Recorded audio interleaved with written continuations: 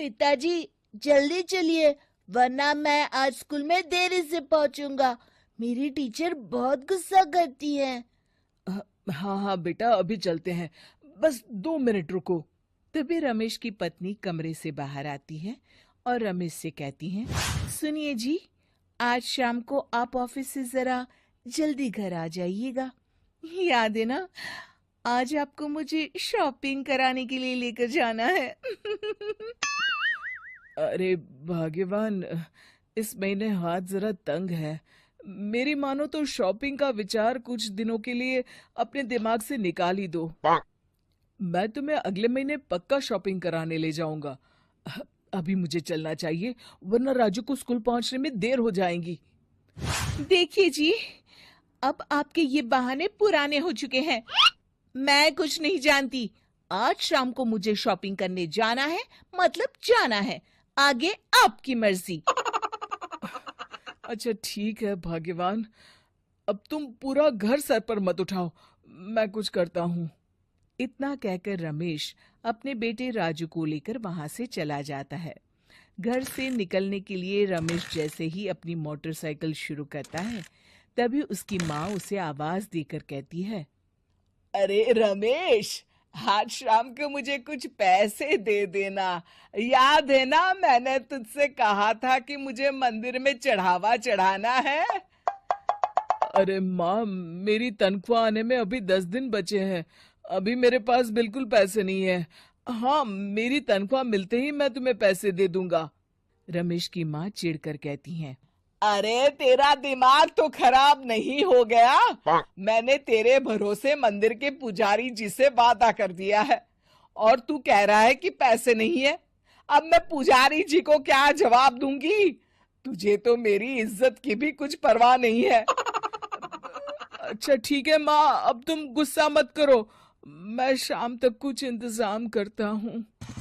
इतना कहकर रमेश वहां से चला जाता है। फिर दोपहर को जब रमेश अपने दफ्तर में बैठा होता है, तब उसे अपनी पत्नी और माँ की बातें याद आती हैं। रमेश अपने दफ्तर के एक साथी मोहन से कुछ रुपए उधार मांगता है। अरे भाई मोहन, मेरा एक छोटा सा काम कर दो, मुझे कुछ रुपयों की सख्त जरूरत है। मुझे कुछ दिनों के लिए क्या तुम रुपए उधार दे सकते हो? अरे रमेश भाई, मैं तुम्हें पैसे उधार तो दे सकता हूँ, लेकिन मुझे वक्त पर पैसे लौटा देना।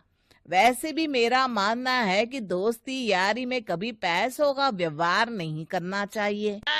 ये कहावत तो तुमने सुनी ही होगी कि उधार प्रेम की कैंची है। मैं नहीं चाहता कि पैसों को लेकर हमारा रिश्ता खराब हो। अरे मोहन, तुम बिल्कुल चिंता मत करो, मैं तुम्हारे पैसे वक्त पर लौटा दूंगा। फिर मोहन रमेश को पैसे दे देता है। शाम को घर आकर रमेश कुछ पैसे अपनी माँ को देता है और साथ ही अपनी पत्नी को भी शॉपिंग कराने बाजार लेकर जाता है। रमेश की पत्नी और उसकी माँ का स्वभाव जरूरत से ज्यादा खर्चीला होने के कारण दोनों हमेशा बेवजह पैसे खर्च करती हैं। फिर एक दिन, सुनिए जी, अगले हफ्ते हमने छुट्टियों में कहीं बाहर जाने का प्लान बनाया था। आपने पैसों का इंतजाम कर लिया ना? अरे अभी कहाँ, अभी तो मेरे पास बिल्कुल पैसे नहीं है। हम कभी और चले जाएंगे। देखिए जी, मैंने सभी सहेलियों से कह दिया है कि मैं बाहर घूमने जा रही हूँ। अगर मैं नहीं गई तो सब मुझ पर हंसेंगी। आप कहीं से भी पैसों का इंतजाम कीजिए जी। इतना कहकर रमेश की पत्नी वहां से चली जाती है। वहीं दूसरी तरफ रमेश की माँ भी तीर्थ यात्रा जाने की जिद करती है और रमेश से पैसे मांगती है। फिर अगले दिन रमेश एक सेठ से पैसे उधार लेकर अपनी पत्नी और बेटे को घुमाने ले जाता है और अपनी माँ को भी तीर्थ यात्रा पर भेज देता है। लेकिन जैसे ही रमेश अपनी छुट्टियां बिताकर वापस आता है, कर्जदार उसका जीना मुश्किल कर देते हैं। इतना ज्यादा कर्ज एक साथ अपने ऊपर देख रमेश काफी परेशान रहने लगता है। फिर एक दिन राजू की स्कूल की फीस वक्त पर न भर पाने के कारण रमेश को स्कूल में बुलाया जाता है। स्कूल के प्रिंसिपल साहब रमेश को सख्त हिदायत देते हैं कि अगर वक्त पर स्कूल की फीस नहीं भरी गई तो उनके बेटे का नाम स्कूल से काट दिया जाएगा। अपने बेटे की स्कूल की फीस भरने के लिए रमेश अपने दोस्त गिरधारी से कुछ पैसे उधार ले लेता है और स्कूल की फीस भर देता है। रमेश की माँ और उसकी पत्नी खर्चे और घर की जिम्मेदारी संभालते संभालते धीरे धीरे रमेश पूरी तरह कर्ज में डूब जाता है। और तभी एक दिन दफ्तर में काम करते समय रमेश की तबीयत अचानक बिगड़ जाती है और वो बेहोश होकर गिर पड़ता है। उसे जल्दी से पास के एक अस्पताल में भर्ती कराया जाता है। रमेश के घर वालों को ये बात पता चल जाती है तो वे सभी अस्पताल पहुंचते हैं। अस्पताल के डॉक्टर साहब उन्हें बताते हैं, देखिए, देर रात तक जागने और जरूरत से ज्यादा काम करने की वजह से इन्हें चक्कर आ गया था। बेहतर यही होगा कि इन्हें कुछ दिनों के लिए पूरी तरह आराम करने दिया जाए।